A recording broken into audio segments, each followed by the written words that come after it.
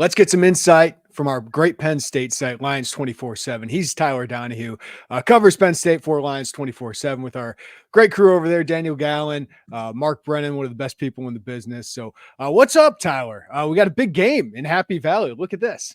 Yeah, I mean, we were just talking about this on my podcast yesterday, and it's like we didn't really think this was going to fall into our laps on either beat, where we'd be talking about a top 20 matchup with some high stakes college football playoff ramifications. And I just am fresh off a phone call with Drew Allar, a Zoom call actually, starting quarterback here at Penn State, and just detecting in his voice a little bit.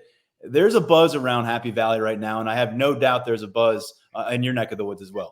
Yeah, there was a lot of buzz in Nebraska last week, and as kind of said over and over again, Illinois kind of spoiled their party of like, we're back. This is a big moment for them.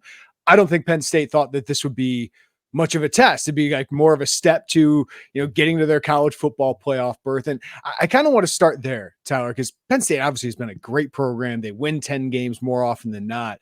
But winning 10 games now means a lot more, right? Like the path to a college football playoff and the path to a Big Ten championship has changed, and it goes in Penn State's favor. So how does these changes in college football kind of change the lens of Penn State and what they can accomplish? I think in some ways it creates a higher ceiling for them on an annual basis. And in another way, it kind of removes a potential crutch or a potential excuse for James Franklin in this regime right now. You go back to 2018 and a home loss by 1 point against Ohio State. I'm sure you remember, but there was a great to elite speech given by James Franklin. They're still in great territory. They've won 10 games several times since then. I think they've had 3 10-win seasons, gone on to New Year's Six Bowls, won some of them. But they haven't broken down that door. And part of it is they've shared the same division with Michigan and Ohio State, who have, been the supreme teams in the Big Ten for a while now. You got to go back to 2016, the last time Penn State did win this whole conference. But I think now when you look at it, you don't need to escape the division to be in the playoff conversation. Michigan's not on the schedule this year. Washington is, USC is, UCLA is, but Michigan's not. Ohio State, they're still coming to town. We'll see if Penn State can snap a lengthy losing streak against them when they visit in early November. But it certainly seems like whether they were to lose that game per usual against Ohio State, and that was a notch against them, but it gives them a little bit more cushion where if they were to get upset by Illinois again in Beaver Stadium, or drop that game in mid-October out in Los Angeles to USC, or, when you look at their November schedule after Ohio State, it doesn't really seem tricky, but it can get tricky in the Big Ten that time of year. So I think it gives them a little bit more room, but at the same time, it kind of removes that ability for James Franklin or other players to kind of be like, we're in a really tough situation to compare to just about everybody else in college football. We're sharing this division with these 2 premier teams. We think we're a premier team too, but you look across the division and it's just not an even playing field. Right now, Penn State, I think everybody has talked about them as kind of the poster child of being left on the doorstep in the recent college football playoff era. So if they're not walking through that door, and whether it's hosting a playoff game here right before Christmas or going on the road and playing somewhere, that would be a disappointment. Yeah. It's interesting. It opens up the opportunity, but also takes away the excuse. It's an interesting dynamic. Penn State, they're 3-0, and they just had an off week, played 2 MAC teams. Not sure how much we've learned yet about Penn State. So what does this game against an Illinois team that is a lot better than people thought, what does this mean for Penn State? Yeah, I think it'll be pretty illuminating for both sides here. And when it comes to Penn State, I think we all want to see what the offense looks like, under the bright lights and against a test here. And Illinois has been takeaway happy over the course of the season so far. Drew Allar has never been the kind of quarterback that makes it easy for defenses to get takeaways. He got an interception off his plate early this season. It took him about 9 games last year as a freshman. But I think the difference there is there was a very tentative nature to Drew Allar last year. Despite that 5-star arm and the prototypical size, he did not let the ball fly downfield. What you saw against Illinois there in late September was really what we got a lot of the way from Drew Allar, especially on the road. I think everyone saw what happened when they played Ohio State and Michigan, and his quarterback's coach and offensive coordinator was fired by the time, we got to Sunday morning after the Michigan matchup. So we were all curious, what would the Andy Kotelnicki marriage do for him? And I know you have a lot of respect for Andy Kotelnicki and what you saw him do with Kansas last year against Illinois. I think thus far we are seeing the results, and you can only play who you're up against. Kent State might be the worst team in all of FBS, but that's who was here in Beaver Stadium last weekend. And you look at the 3-game sample size now. his average depth of target, I think this is the biggest talking point right now. It's almost 5 yards more than where it was last year. He was at 8 yards per target last year. He's over 12 yards per target. He's the leader in the Big Ten right now. His QB rating is among national leaders. And I know that you got a hot quarterback coming in on the Illinois side of the ball, but to me, a lot of the focus is going to start with Drew Allar. Can he continue to distribute the ball with consistency? It's something that he didn't do a lot last year. We're seeing him really get the ball to the supporting cast and guys make plays. And then again, the confidence to drive the ball downfield, the confidence to take some chances and trust the speed downfield from your receivers versus keeping it safe and taking the check down. And so we'll see what comes to light from that. And I think defensively, we wonder what this defense is going to be. Can it match the standard of elite play last year under Manny Diaz? Or is it a group that we have to just acknowledge took a step back? I think it's tough to know. They were really suffocating against West Virginia. A lot of folks were high on Garrett Green going into that matchup. He couldn't get it going on the ground or through the air. They played a terrible first half against Bowling Green. They were down 24-20 at halftime against Bowling Green, who looks like a pretty darn good MAC team, but they ended up coming out of halftime, limited them to less than 100 yards in the second half. Didn't let Bowling Green score more than 3 points in the second half. And then they pitched a shutout last week while allowing 67 total yards. So it's been 2.5 really strong games for Tom Allen and his debut season as defensive coordinator, and one really ugly half. Something to watch there, though, Jeremy, is he on the sideline where he was for the first couple games and as head coach in Indiana for the last 7 years? Or is he up in the booth, which is where he was coaching from on Saturday? And James Franklin said he isn't quite sure where Allen will be this week, but I think he's going to be under some scrutiny, under some spotlight right now because people want to gauge just how much Penn State can lean on this defense. And they've got a good test coming in with Luke Altmaier and the way this team has been able to move the ball. Yeah, it's interesting. Illinois, these are two new coordinators for Penn State, but Illinois has a lot of familiarity with both of them. You answered about Kotelnicki and his impact. I mean, everyone around here has a ton of respect because he draws up some fascinating things. And obviously, I think it's fair to say it took Aaron Henry and that Illini defense to the woodshed for the first 3 quarters against Kansas. So you've talked about his impact on Allar, and I think limiting explosive plays has been a strength of Illinois so far, but Penn State is one of the best in the country at explosive plays so far. But he's obviously got great weapons at running back with Nick Singleton and Katron Allen, guys we've known, guys with about 2,000 yards rushing. Tyler Warren's one of the best tight ends in the country. So what do you think Allar has around him with the weapons and the offensive line? It seems like it's upgraded from last year, which is talks a lot about internal development, because the only piece they really went out and added, they did add a 5-star freshman in Luke Reynolds at tight end, and looks like he's going to make some noise as a backup behind Tyler Warren. He had a great catch last week. But Julian Fleming, former 5-star recruit from the state of Pennsylvania, he was a 20-game starter at Ohio State, came in with a bonus COVID year this year, and he made some noise last week, but he's not like the number 1 wide receiver. So it's been a lot of development. Harrison Wallace has really lived up to expectations as a guy who can be a go-to target for Drew Allar. We saw that in week 1. Haven't seen it as much since, but that's because they've shared the wealth a bit. You're right about Tyler Warren. He threw a touchdown pass. He caught a touchdown pass, and he had a 16-yard first down run last Saturday. He's a guy that James Franklin, coming out in his post-game press conference, called him the best tight end in college football. And I want to tell you, there's 2 guys that have really seemingly benefited from Andy Kotelnicki and kind of the change in philosophy here offensively. One is Nick Singleton. And I know people might think he's a known commodity, but he went from being the Big Ten freshman of the year, averaging almost 7 yards per carry as a freshman, to averaging about 4.5 yards per carry last year. He didn't have more than 80 rushing yards in a single regular season game while Mike Yurcich was the offensive coordinator.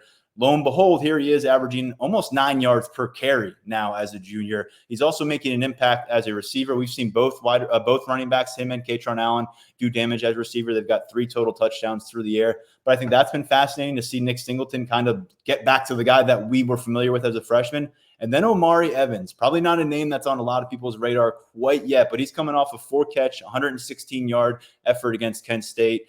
And he's now got a reception of at least 25 yards in 5 consecutive regular season games. That's all dating back to when they fired Mike Yurcich. The first 10 games last year with Mike Yurcich as play caller, Omari Evans didn't have anything longer than a 5-yard catch. He's a 4.31 speed guy. He seems to be finding his groove. So I'll tell you, it seems like Drew Allar has the supporting cast that is in sync with him, is really bought into the offensive philosophy. And I don't know if that was the case last year. And ultimately, these explosive plays are just coming in bunches. Again, I know it was Kent State, but they set a record for total yards in a single game last week with 718. They played a lot of football here at Penn State, and they set a program record for first downs with 40 of them last Saturday. So things are definitely rolling in the right direction. It's been a breath of fresh air with Kotelnicki in charge.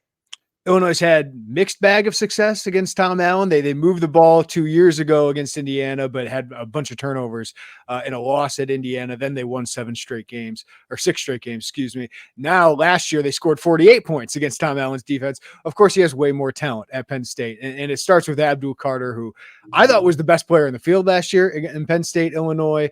And he returns. He's one of the top draft prospects. But what do you think of that Penn State defense and how Tom Allen has used them? Where are the strengths and what have been the question marks so far? I think Johnny Newton was the best player in the field last year in this matchup. But you're right. Abdul Carter is a special player, and he moved from being a first-team all-conference linebacker to now being a starting defensive end. And we have certainly seen flashes of it. They're in a situation coming off Kent State where they were able to rest a lot of these frontline defensive players, got a lot of work to younger pieces. And I think, you look at those bookends. Denai Dennis Sutton, a former 5-star, he's also a junior like Abdul Carter. And those two playing opposite of each other, this to me is the first real opportunity to see what that looks like. How can they consistently disrupt the passing pocket? Altmaier's a guy that I know can extend plays. He can escape some duress. So can you clean those things up? I know that you talked about it on my podcast. Illinois brought in some upgrades at offensive tackle, it sounds like. So this is going to be a nice opportunity. West Virginia and Bowling Green weeks 1 and 2 were playing the quick game, trying to make those guys as neutralized as possible. And then last week, I think they completed 2 passes, Kent State. So there wasn't a lot of passing action. But I think really the focus here in Happy Valley defensively lands more at linebacker and the secondary right now. Because at linebacker, you lost Abdul Carter to a different position. You had one player injured during spring ball. You had another dismissed during the summer. And that impacted some two-deep conversation. Tony Rojas and Kobe King have been the frontline guys there. They've done well. But Dominic DeLuca has played about 50% of defensive snaps for the first couple of weeks. And he's a little iffy right now. We hope for more clarity, but he exited early last week. And if he's not able to go, that could result in an inexperienced linebacker like a Dakari Nelson or an Anthony Specca maybe having to step up and play a lot against Illinois. And we know Illinois has had some success, running the ball against Penn State here in Beaver Stadium. And then I think in the secondary, when you lose someone like KJ Winston, a star safety, maybe their most important defender, he's out long-term. We don't know the specifics. We don't know what the timeline looks like, but he's not available right now. And so without him available, it has made Jalen Reed come back to the safety position. He was playing what they call the lion role, kind of a nickel package look that Tom Allen has brought in. And he was succeeding in that role, flourishing early. But now he's back deep at safety. They're trying to bring along a freshman named Dejon Lane to pair him with their other starting safety, and Zakee Wheatley bump back up Jalen Reed so we can kind of play that linebacker safety hybrid. But right now, there's still some moving pieces right there. And I think this defense has the talent, and I think Tom Allen has said it on record a few times that he's never had this kind of wealth at his disposal, putting together a game plan. But because of injuries and because of some other moving pieces, I think that we don't have a clear picture of how good the defense can be. And I think when we come out of this and by midnight on Saturday, we'll have our mind around that a little bit more on what Tom Allen and this group can accomplish. Special teams has been a real strength for Illinois. I just look at some of the metrics. It hasn't yet for Penn State. Obviously, it hasn't shown up yet. But what do you think of their special teams right now? There's not a lot of stuff to talk about. I mean, that's part of opportunities. Right? You've seen a little bit of stability at kicker, which is nice. Sanders Sahadak was their kicker game 1 last year. He was benched halftime of game 1 last year and didn't get the job back. He still got the job. We're in game 4. So it's been a good step forward for him. He's connected on his field goal since missing one in week 1. You look at the punter, they really like what they get out of Riley Thompson there. He's one of those Australian transplants. This is his second year in that role. The return game could do more for them, could set up some more for them. A kick returner, Nick Singleton's typically the guy back there. He's returned one to the house we've seen in Big Ten play. Hasn't really, lit a spark in that regard. And then punt returner, something to watch here is Caden Saunders, a former top 100 prospect. He's a redshirt sophomore, brings some speed, was supposed to have a big role in the slot, but he was banged up in preseason camp and dealing with a lingering injury that has kept him off the offensive plan, but yet he's remained their punt returner. That was fair catches against West Virginia, not much in the way of providing a spark, but he did have a 23-yard return last week against an overwhelmed opponent. I'm curious if maybe he's trending in the right direction, because they had really great production from their punt return spot last year. Daquan Hardy was an all-conference player. It helped them get drafted. But right now, I think they're still looking for that unit to really push the offense in a better position in terms of that battle of field position. Coverage has been solid, but again, it just haven't seen a lot of tested moments and kickers, trying to make field goals in tight situations. So maybe we get a look at that this time around. All right. So Tyler, what are the keys to Penn State, taking care of business at home? We've heard a lot about this whiteout energy that's coming into the stadium. It's a big spread, 18 points, maybe a little bit bigger than some of us thought it would have been. But what are the keys to Penn State kind of using that home field advantage and taking care of business?